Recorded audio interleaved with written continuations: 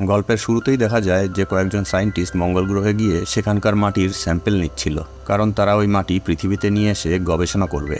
ঠিক তখনই তাদের এমার্জেন্সি অ্যালার্টের মাধ্যমে খবর পাঠানো হয় যে সেখানে এক ভয়ানক ঝড় আসার সম্ভাবনা রয়েছে। তাই কোনো দেরি না করে এখনই তাদের স্পেসশিপে ফিরে যেতে হবে। তাই সব সায়েন্টিস্টরাই একে একে স্পেসশিপে ফিরে আসে, কিন্তু একজন সায়েন্টিস্ট স্পেসশিপে ফিরতে পারে না। সে মাঝপথে ঝড়ের কবলে পড়ে কোথাও হারিয়ে যায়। ওদিকে স্পেসশিপে ফিরে আসা সায়েন্টিস্টরা তার সঙ্গে অনেক চেষ্টা করেও যোগাযোগ করতে পারে না, তাই তারা তাকে আর খুঁজে পায় না। তারা ভাবে তাদের ওই সঙ্গী, যার নাম মার্ক, সে হয়তো মারা গেছে।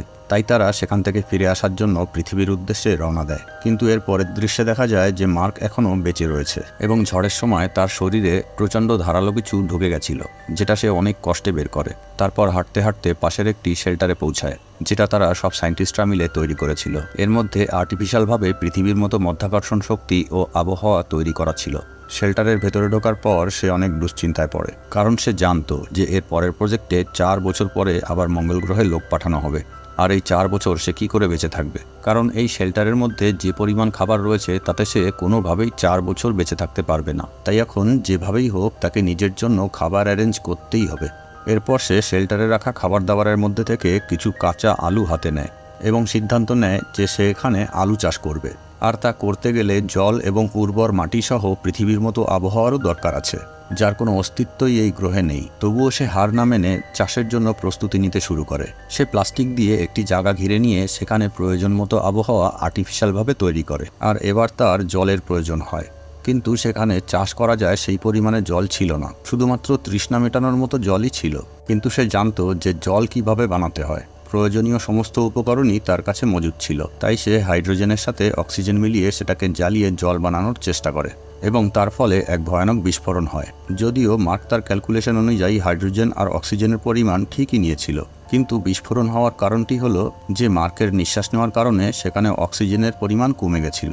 কিন্তু মার্ক এতে হার না মেনে আবার চেষ্টা করে এবং এবার সে সফল হয়। সেখানে বাষ্পরূপে বিন্দু বিন্দু জলের সৃষ্টি হয় এবং চাষের জন্য তার যেটুকু জলের প্রয়োজন ছিল তা সে পেয়ে যায়। আর তার কয়েকদিনের মধ্যেই সেখানে প্রথম চারা অঙ্কুরিত হয়। আর মার্ক তা দেখে ভীষণ খুশি হয়। ওদিকে পৃথিবীতে মার্ককে মৃত বলে ঘোষণা করা হয় এবং মার্কের নামে কবরস্থানে একটি সমাধিও বানানো হয়। এরপর হঠাৎ একদিন এক অপারেটরের চোখে পড়ে যে পৃথিবী থেকে পাঠানো কিছু সরঞ্জাম মঙ্গল গ্রহে যেখানে রাখা ছিল তা সেখান থেকে সরিয়ে আর এক জায়গায় রাখা হয়েছে। আসলে ওগুলো ছিল কিছু সোলার প্যানেল, যা মার্ক তার প্রয়োজন মতো সেখান থেকে সরিয়ে অন্য জায়গায় নিয়ে গেছে। এরপর সেই অপারেটর এই দৃশ্য তার সিনিয়রদের ডেকে দেখায় এবং তারা বুঝে যায় যে সেখানে মার্ক এখনও বেঁচে আছে। এরপর সিনিয়র অফিসার বলে যে সে বেঁচে আছে জেনেও আমরা তাকে কোনো সাহায্য করতে পারবো না, কারণ তাকে উদ্ধার করার জন্য আমরা এখন এখান থেকে রওনা দিলেও আমরা সেখানে পৌঁছানোর আগেই সে খিদে আর তৃষ্ণায় মারা যাবে, কারণ পৃথিবী থেকে সেখানে পৌঁছাতে বেশ কয়েক মাস সময় লাগবে। আর মার্কের কাছে ততদিন বেঁচে থাকার মতো খাবারের সংগ্রহ নেই। ইতিমধ্যেই 70 দিন পার হয়ে যায়। মার্ক সেখানে একা রয়েছে। সে হিসাব করতে থাকে যে 4 বছর পর পৃথিবী থেকে যে স্পেসশিপটি সেখানে পাঠানো হবে তা মার্কের লোকেশন থেকে আরও 3200 কিলোমিটার দূরে ল্যান্ড করবে এবং মার্ককে তার আগেই সেই লোকেশনে পৌঁছাতে হবে এবং সেখানে পৌঁছাতে তার মোট 50 দিন সময় লাগবে, কারণ তার কাছে যে গাড়িটা রয়েছে তাতে সে একদিনে বেশি দূরে যেতে পারবে না। গাড়িটি সোলার পাওয়ার দ্বারা চলে আর তার ব্যাটারিও সোলার পাওয়ার দ্বারাই চার্জ করতে হয়। ওদিকে পৃথিবীতে তখন মার্কের কাছে খাবার পাঠানোর জন্য পরিকল্পনা করা হচ্ছিল, আর এর সমস্ত ব্যবস্থা সম্পূর্ণ করার জন্য মোট 3 মাস সময় লাগবে। আর মহাকাশযানটিকে পৃথিবী থেকে মঙ্গলে পৌঁছাতে আরও 9 মাস সময় লাগবে, অর্থাৎ মোট 1 বছর সময় লাগবে। ওদিকে মঙ্গলে মার্কের আরও 48টা দিন কেটে যায় এবং তার লাগানো ফসল অনেক বড় হয়ে ওঠে। সে মোট 400টি আলুর চারা বড় করতে সফল হয়, যা কিনা সে নিজেও ভাবতে পারেনি। মার্ক যা আশা করেছিল তার থেকে সে অনেক বেশি ফসল ফলাতে সফল হয়। এবার সে সব আলু তুলে নেয় এবং বেছে বেছে যে আলুগুলো ছোট ছিল সেগুলো আবার লাগিয়ে দেয়। কিন্তু শুধুমাত্র আলু খেয়ে সে আর কতদিন বেঁচে থাকতে পারবে? মানুষের শরীরের চাহিদা মতো সব আহার না দিতে পারলে সে তো অসুস্থ হয়ে পড়বে। তাই সে পৃথিবীর মানুষের সঙ্গে যোগাযোগ করার জন্য মরিয়া হয়ে ওঠে এবং সে এমন একটা জায়গায় যায় যেখানে 1997 সালে পাঠানো পাথফাইন্ডার নামের যন্ত্রটি খারাপ অবস্থায় পড়েছিল। মার্ক সেটাকে মেরামত করে চালু করে ফেলে। সে জানতো যে এটা একটা অনেক পুরনো দিনের যন্ত্র এবং এর দ্বারা কিছু লো কোয়ালিটি ইমেজ ছাড়া আর কিছুই পৃথিবীতে পাঠানো যাবে না। তাই সে পাথফাইন্ডারের ক্যামেরা অন করে এবং তার সামনে 3টি কাগজে মেসেজ লিখে রাখে এবং অপেক্ষা করতে থাকে পৃথিবী থেকে কোনো জবাব পাওয়ার। ওই 3টি কাগজের মধ্যে মাঝখানের কাগজটিতে মার্ক লিখে রেখেছিল যে আমার সিগন্যাল কি তোমাদের কাছে পৌঁছাচ্ছে? আর দুপাশের দুটি কাগজের একটিতে লিখেছিল হ্যাঁ আর একটিতে না। এর কিছুক্ষণ পরেই পাথফাইন্ডারের ক্যামেরাটি হ্যাঁ লেখা কাগজটির দিকে ঘুরে যায়, অর্থাৎ পৃথিবী থেকে মার্ককে দেখতে পাচ্ছিল। মার্ক এটা বুঝতে পেরে আনন্দে লাফিয়ে ওঠে। এরপর মার্ক কোডের মাধ্যমে তাদের সঙ্গে কথা বলা শুরু করে, কারণ পাথফাইন্ডার দিয়ে ভিডিও কল বা অডিও কল করা সম্ভব ছিল না। এবার কোডের মাধ্যমে মার্ককে জানানো হয় যে তারা নাসা থেকে মার্কের জন্য প্রয়োজনীয় জিনিসপত্র ও খাবার দাবার পাঠানোর বন্দোবস্ত করছে। আর তারা মার্ককে এটাও জানায় যে তার ক্রু মেম্বারদের, অর্থাৎ যে সঙ্গীদের সঙ্গে মার্ক অভিযানে গেছিল, তারা তাদের মহাকাশযানে রয়েছে, এখনও তারা পৃথিবীতে পৌঁছায়নি এবং তাদের জানানো হয়নি যে তুমি বেঁচে আছো। কিন্তু এবার নাসা থেকে মার্কের ক্রু মেম্বারদের জানানো হয় যে মার্ক এখনও জীবিত আছে। শুনে তারা অনেক খুশি হয় আর সঙ্গে কষ্টও পায়, কারণ তারাই মার্ককে ভুল করে ওখানে একা ফেলে এসেছে। যাই হোক, এবার মার্ক বেশ খুশি। সে একটি ক্যামেরায় তার চাষ করা আলুর ফসলের ভিডিও রেকর্ড করে। কিন্তু দুর্ভাগ্যবশত পরবর্তী দিন যেখানে মার্ক আলুর চাষ করেছিল সেখানে এক বিস্ফোরণ হয় এবং তার সমস্ত আলুর ফসল নষ্ট হয়ে যায়, যার কারণে আর দ্বিতীয়বার ওখানে আলুর চাষ করা সম্ভব না। কারণ শেল্টারে থাকা সমস্ত সামগ্রী ব্যবহার করে মার্ক যে পৃথিবীর মতো আবহাওয়া সেখানে তৈরি করেছিল তা সম্পূর্ণ নষ্ট হয়ে গেছে। এবার মার্ক হিসাব করে দেখে যে তার কাছে খাওয়ার মতো যে পরিমাণ আলু বেঁচে আছে তা খেয়ে সে পৃথিবী থেকে সাহায্য আসা পর্যন্ত বেঁচে থাকতে পারবে না। তাই নাসা থেকে মার্ককে বলা হয় যে এখন থেকে তোমার যতটা সম্ভব কম খাবার খেয়ে খাবার বাঁচিয়ে রাখতে হবে বেশি দিন বেঁচে থাকার জন্য, কারণ এখান থেকে তোমার জন্য যে খাবার দাবার পাঠানো হচ্ছে সেটা তোমার পর্যন্ত পৌঁছানো অবধি যে করেই হোক তোমাকে বেঁচে থাকতে হবে। আর মার্কও ঠিক তাই করে। সে একদিনে 3 বেলায় যে খাবার খেত তার 1 বেলার খাবার ভাগ করে 3 বেলা ধরে খেতে শুরু করে।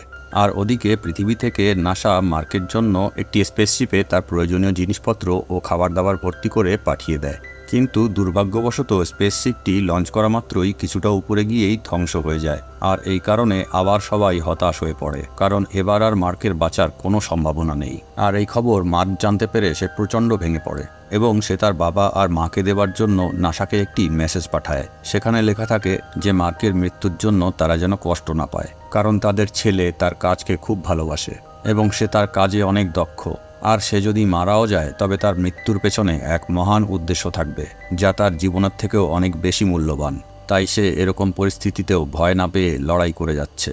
এত কিছুর পর নাসা এবার পুরোপুরি আশা ছেড়ে দেয় আর চীন সিদ্ধান্ত নেয় তারা মার্ককে সাহায্য করবে, কারণ চীনের স্পেসশিপ লঞ্চ করার জন্য সম্পূর্ণরূপে প্রস্তুত ছিল। আর এর 28 দিন পর চায়নার সাহায্য নিয়ে নাসা আর একবার স্পেসশিপ লঞ্চ করার প্রস্তুতি নেয়। ওদিকে রিচ নামে অ্যাস্ট্রোডাইনামিকে কাজ করা আর একটা ছেলে সেখানে হাজির হয় এবং সে মার্কের কাছে জলদি পৌঁছানোর আর একটা সহজ পদ্ধতি বলে। সে বলে যে স্পেসশিপটা মঙ্গল থেকে পৃথিবীর দিকে আসছে, ওই স্পেসশিপটা ফিরে না এসে যদি পৃথিবীর চারিপাশে ঘুরতে থাকে তাহলে সেই সময়ের মধ্যেই আমরা ওই স্পেসশিপে প্রয়োজনীয় জিনিসপত্র ও খাবার দাবার পৌঁছে দেব। আর স্লিং শটের মাধ্যমে ওই স্পেসশিপটিকে আবার পুনরায় মঙ্গলের দিকে ঘুরিয়ে দেব। এই স্লিং শট কথার অর্থ হলো গ্র্যাভিটেশনাল পুল, যার দ্বারা যে কোনো স্পেসশিপকে মাধ্যাকর্ষণ শক্তির ব্যবহার করে মহাকাশের যে কোনো দিকে ঘুরিয়ে গতিশীল করা যায়। রিচ এবার বলে যে যখন এরা আবার ঘুরে মঙ্গল গ্রহের দিকে যাবে তখন এরা মঙ্গল গ্রহে যেন ল্যান্ড না করে, কারণ তাতে ওদের স্পেসশিপের ইন্ধন শেষ হয়ে যাবে আর ওরা কখনোই পৃথিবীতে ফিরে আসতে পারবে না। তাই মার্ককে একা একাই মঙ্গল গ্রহের মাধ্যাকর্ষণ শক্তির বাইরে আসতে হবে। অ্যামিবি নামে একটি মহাকাশযান যা কিনা আগে থেকেই মঙ্গল গ্রহে রাখা রয়েছে, সেটা নিয়েই মার্ককে মঙ্গল গ্রহের মাধ্যাকর্ষণ শক্তির বাইরে বেরোতে হবে। আর তখনই আমাদের পাঠানো স্পেসশিপ থেকে মার্ককে টেনে নেওয়া হবে। কিন্তু এটা শুনে যত সহজ মনে হচ্ছে বাস্তবে তত সহজ নয়। রিচ নামে এই ছেলেটির প্রস্তাবে নাসার কর্মকর্তারা রাজি হয় না। তারা বলে একজনকে বাঁচানোর জন্য আমরা আরও 5 জনের জীবনের ঝুঁকি নিতে পারবো না, কিন্তু যদি এটা করা হয় তাহলে তারা সঠিক সময়ের মধ্যেই মার্কের কাছে পৌঁছে যাবে। তবে এর কারণে যে স্পেসশিপটি পৃথিবীর মাধ্যাকর্ষণ শক্তির দিকে প্রায় পৌঁছে গেছে তাদের মিশন আরও 533 দিন বেড়ে যাবে। এত কথার পর অবশেষে নাসা সিদ্ধান্ত নেয় যে তারা এটা করবে না, কারণ তারা শুধুমাত্র মার্কের জীবন বাঁচানোর জন্য তাদের 5 জন অ্যাস্ট্রোনটের জীবনের ঝুঁকি নিতে রাজি নয়। ওদিকে মার্ক তার কাজে লেগে যায়। মার্কের টিমকে যে কাজের জন্য মঙ্গল গ্রহে পাঠানো হয়েছিল আর ঝড় আসার জন্য তারা সেটা কমপ্লিট করতে পারেনি, এখন মার্ক সেই কাজগুলোকে একের পর এক কমপ্লিট করতে থাকে। ওদিকে রিচ নামের সেই ছেলেটা যে স্লিং শটের মাধ্যমে মার্ককে বাঁচানোর কথা বলেছিল আর নাসার কর্মীরা তার প্ল্যান রিজেক্ট করে দিয়েছিল, সে এবার তার সম্পূর্ণ প্ল্যান রেডি করে মার্কের সেই সঙ্গীদের কাছে পাঠিয়ে দেয়, যারা কিনা এখনও মহাকাশযানে করে পৃথিবীর দিকে ফিরছিল। আর এবার ওই 5 জন অ্যাস্ট্রোনট নাসার কোনো পারমিশন ছাড়াই মার্ককে বাঁচানোর সিদ্ধান্ত নিয়ে নেয়। আর নাসা কর্মীরা যখন দেখে যে এই 5 জন অ্যাস্ট্রোনটের স্পেসশিপ অন্যদিকে ঘুরে যাচ্ছে, তখন তারা বুঝতে পারে যে এরা মার্ককে উদ্ধার করার জন্য যাচ্ছে। তাই এবার নাসা থেকেও মার্কের প্রয়োজনীয় জিনিস ও খাবার দাবার সেই স্পেসশিপ পর্যন্ত পৌঁছে দেয়। আর এই কাজের জন্য চায়না তাদের রেডি করা স্পেসশিপটি নাসাকে দিয়ে হেল্প করে। ওদিকে মঙ্গল গ্রহে মার্ক সেই অ্যামিবি নামের ছোট স্পেসশিপটির দিকে এগোতে শুরু করে।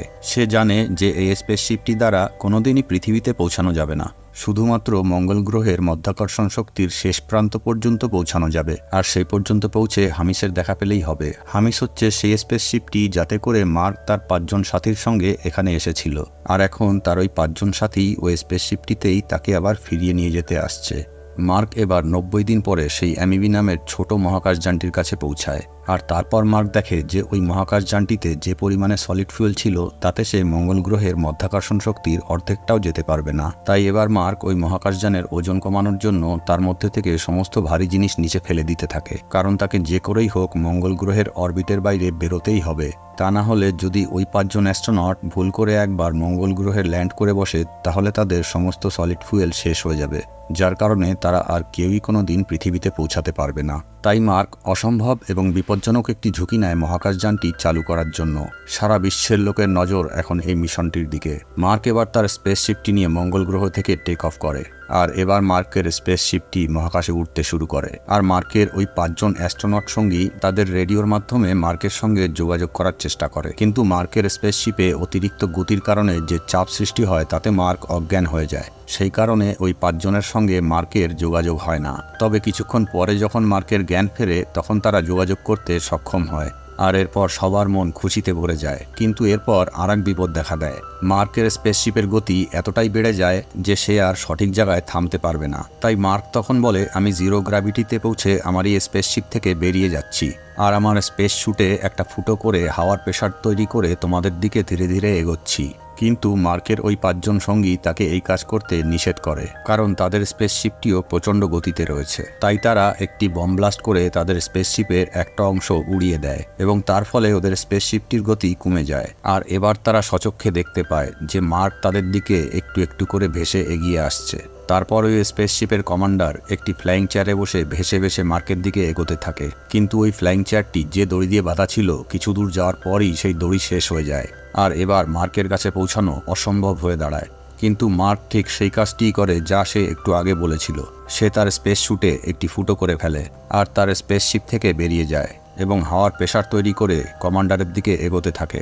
এরপর যখন মার্ক ওই কমান্ডারের হাত ধরে তখন তার হাত ফসকে মার্ক অনেক দূরে চলে যায়। কিন্তু যে দড়িতে কমান্ডারের চেয়ার বাঁধা ছিল সেই দড়িটা মার্ক ধরে ফেলে। আর অবশেষে মার্ক তার পুরনো সাথী এবং পুরনো স্পেসশিপে পৌঁছাতে সফল হয়, যে স্পেসশিপে করে সে এই মঙ্গল গ্রহে এসেছিল। এরপর মার্ক পৃথিবীতে ফিরে এসে অ্যাস্ট্রোনটদের ইনস্ট্রাক্টর হয়ে যায়। আর এই মুভিটিও এখানেই শেষ হয়। ভিডিওটি ভালো লাগলে চ্যানেলটি সাবস্ক্রাইব করার জন্য অনুরোধ রইল। مستمعينا الكرام،